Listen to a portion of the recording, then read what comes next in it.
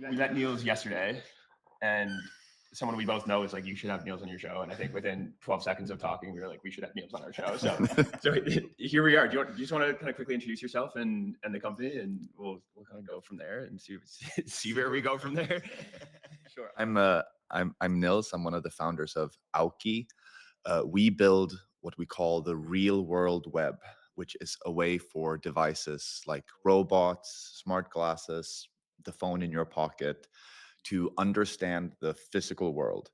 Like when we as humans visit the internet, we visit websites, right? We've made all of the world's text and media accessible to us digitally.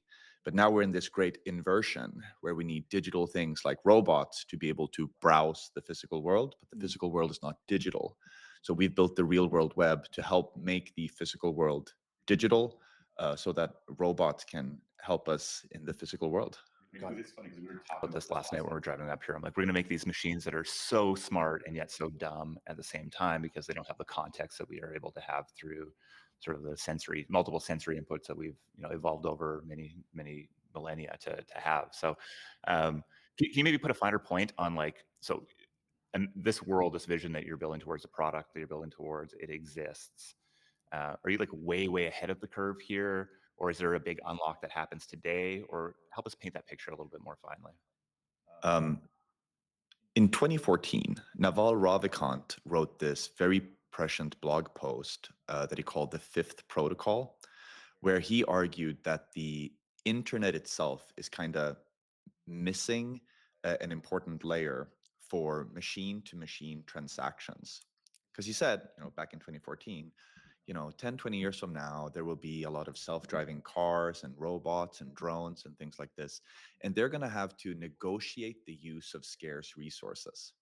Like what? Well, like space on the road, actually, for lane merging and things like this. And the way for them to coordinate, he imagined, across different owners, across different brands, is to have a machine economy where you can pay a cent to cut across, and right. And I thought that was an incredibly exciting vision. He's since taken that blog down. Really? I'm not sure why. Maybe because he said like Bitcoin's going to be that thing, and maybe he realized Bitcoin is not going to be the foundation of the machine economy.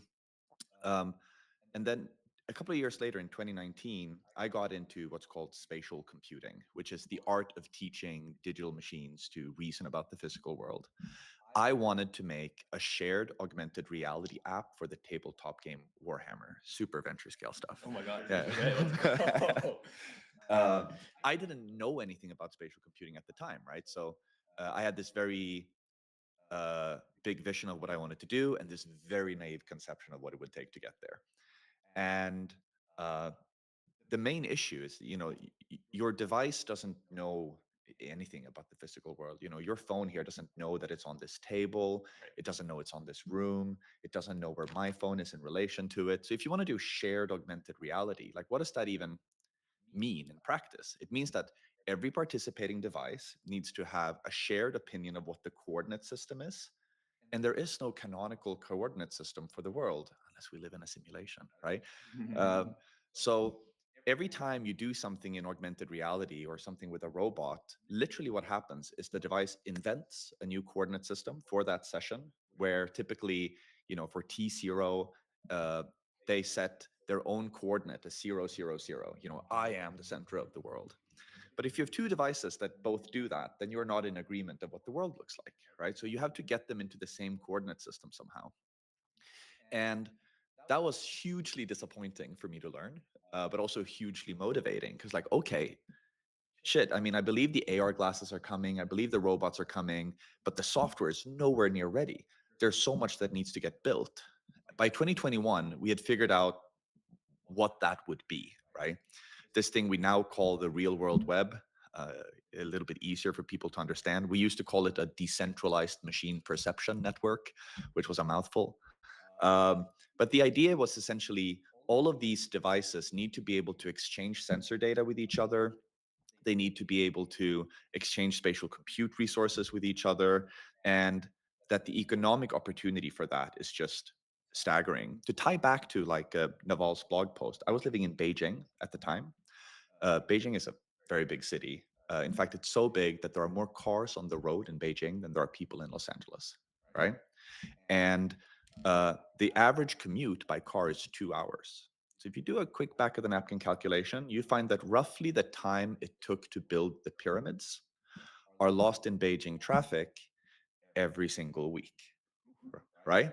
Uh, Crazy, right? Yeah. So, thinking back to Naval's blog post, how big is the economic opportunity to get self-driving cars to coordinate with each other, not just drive autonomously, but communicate with other vehicles on the road, communicate with security cameras, be able to check, like, do I need to slow down if I go around this corner? Is someone crossing the road right now? Like all of these things that are in theory possible for an AI to do that a human couldn't do. Um, to be clearly a multi-trillion dollar opportunity, right? Another way to think about it is 70% of the world's GDP is still tied to physical locations and physical labor.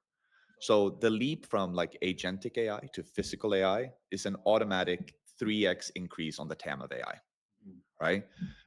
And that's what been motivating us since 2021. Last week, we were the first robotics team in the world, we believe, not just in Web3, but in robotics full stop, to demonstrate large-scale autonomous indoor navigation for a humanoid of a venue that the humanoid had never visited before, right? We brought the humanoid to a conference, actually 2 different conferences in Hong Kong. And even though he had never been there before, it was able to, navigate visitors to the Intel booth or whatever, because other devices, phones, had seen the venue prior to the robot arriving. This is the collaborative machine perception part, Okay. right? Um, so we're very far ahead on that dimension. I think most robotic companies right now are very, very focused on locomotion. The robot needs to walk without falling over, and manipulation, be able to, grab things without crushing them, etc. And those are very important things. Um, those are very important things. But we figured that there are a couple of other components that the robots need, like spatial semantic perception, mapping, positioning. It's going to need those to be productive anyhow. But if you start with those things, instead of starting with the locomotion and manipulation, you can start deploying physical AI in the world already on the phones, already on the glasses. So that's what we went for. Also, if I'm being honest, because I thought in 2021 that the glasses would come before the robots, right? Mm. I was wrong. The robots came before the glasses.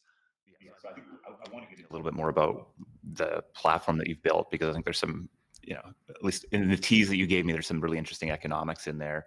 But can you maybe just, I think we probably have a very North American centric audience here. And you were, I think, telling Josh yesterday just about the scale and Ubiquity of robots over in Asia and China. yeah, level set us here, like, because this is here today, right? Like this is a reality.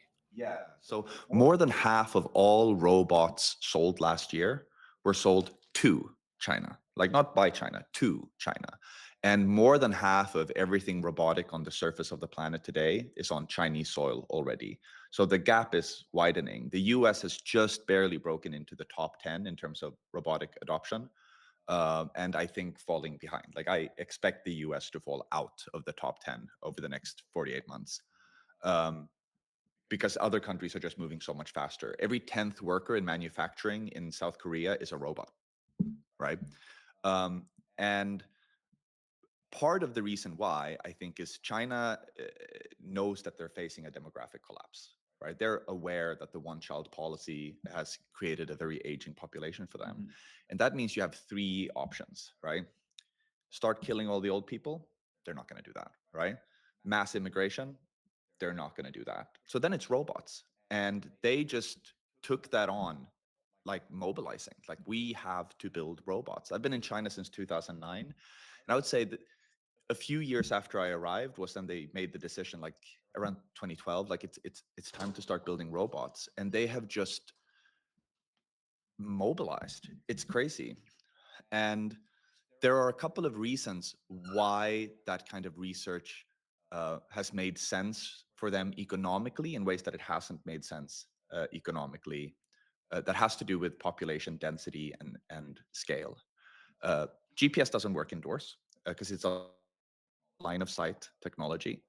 That's not a problem in Silicon Valley, because Silicon Valley, the average building is like 4 meters tall. It's very, very flat. But in a city like New York, GPS works a lot worse, because New York has over 900 buildings taller than 100 meters.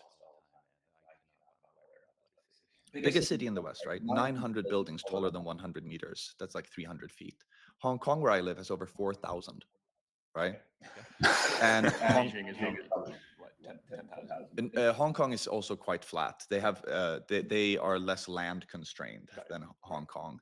But Hong Kong is part of something called the Greater Bay Area, which is essentially the area between Hong Kong and Guangzhou. That area is 2/3 the size of Greater LA by area. It's like from the beach to San Bernardino distance-wise. High-speed train is 90 minutes from one end to the other. There's 87 million people there, and more high-rise buildings than in all of North America and all of Europe combined, just in an area 2/3 of Greater Los Angeles. Yeah. So it's crazy. Yeah. So they need machine perception. They need robots to be able to navigate. Most upscale hotels in China already have delivery robots. Like if you order room service, a robot will deliver that for you. So robots are here. Obviously, there's these sort of use cases or geographical reasons why there's going to be, I think you're making an argument, a need for the spatial computing and awareness. So okay, I'm on board. I think we're just drastically underestimating how fast this stuff is coming through. And I think listening to you last night, it's made that even more clear to me. So I'm curious about, if Naval's making the suggestion that maybe Bitcoin is going to be the tool that will allow for the coordination layer, clearly that doesn't make sense. Store of value, it's not going to be, it's not, Lightning Network and robots probably aren't going to go together anytime soon. So help us understand the economic model that you're building here, because I understand you have a token, and I believe there's probably some programmatic exchange that's happening there. Can you paint that picture for us? We have competitors both in Web 2 and Web 3 that are all kind of doing the same thing, but the Web 3 people are incentivizing it with tokens. What they're doing is they're trying to collect data of what the world looks like into one big map of the world, right? Niantic did this with Pokemon Go. OVR, a great Web3 project, they're doing that with token incentives. But at the end of the day, both of these companies are trying to collect data themselves, keep it in their cloud, and build what's called a visual positioning service. What a visual positioning service does is you send a frame or several of what you're looking at, and they tell you back where you are, because they have a model of the world that you can compare it to. Which means, of course, whoever's running that service can literally see what you see. Right? Can literally see what you see. And Niantic was founded by ex-CIA people. In-Q-Tel is on the board, right? Right. Say no more. Yeah. We're good. and Elon, a year or two ago on Lex Friedman's podcast, said that Optimus is going to be the greatest source of data in the world. So he's going to spy on you in your home. Fantastic. And We're worried about Roombas. yeah. So in 2021, I was thinking about VPS systems are the future for sure. But how can we make them privacy preserving? How can we make them more performant? And what we designed was the system where, instead of us trying to build one big map of the world, we should allow venues to build up maps of the world. Like this hotel here, for example, could decide, we want this place to be accessible to AI. We want there to be a map of this space. Now we can either record this data ourselves or put out bounties for people to contribute the data while they're here. And we realized that keeping a map like this up to date is something that you're going to want to do through collaboration, right? When you walk through here for the next base camp a couple of years from now, and you're wearing AR glasses, we should be able to contribute the data from those glasses towards the map, and you should be able to get rewarded for contributing that data. So the economic model that we designed was one where, if you are on the supply side of this, right? If you have data about what the world looks like, or if you have compute resources that can help the robot save battery, etc., then you have to stake Auki tokens as a reputation. That's a way for us to provide an SLA, essentially, right? If you don't do the job that you signed up to do, we can punish you, right? And on the demand side, if you are an app developer or robot developer that wants to be able to connect to the real world web, you burn a dollar denominated amount of tokens. So let's say like, oh, I anticipate that I'm going to need $10,000 worth of real world web access this month. Then you don't have to care about the token price. You just buy $10,000 worth and burn it. And you now have $10,000 worth of credits. On the other side of that, like when that burn happens, we do a deflationary mint into a reward pool. So there are now fewer tokens than there used to be, but there are now tokens in a reward pool. And that reward pool gets paid out to whatever supply side participant you ended up using, right? So if you spend $2,000 with the city of New York, say that they've set up a big public domain for, then the city of New York gets that revenue. Right. And we think that that solves a couple of problems, right? Some of my great friends like Natix is an amazing project that's collecting camera data about the world as well, right? They built this app that lets you collect essentially dash cam footage with your phone, and now they have a new hardware box that you can plug into your Tesla, and it collects all of this data. Super valuable data. But they and Hivemapper and OVR and other people that are collecting this RGB data about the world have the challenge of knowing what data is valuable. And we think with our economic model, we don't have to worry about that because we're not the ones buying the data. We just build the tooling to make it possible for the venue to buy the data, right? So the free market, which is the original AI that humanity invented, right? The free market is AI 1.0. The free market gets to decide what data is necessary and how much are we willing to pay for that data. So that's our economic model. Demand side participants burn dollar denominated tokens. We do a deflationary mint on the other side and reward the supply side participants that have staked a reputation in the Auki token. And we built this on Base. What?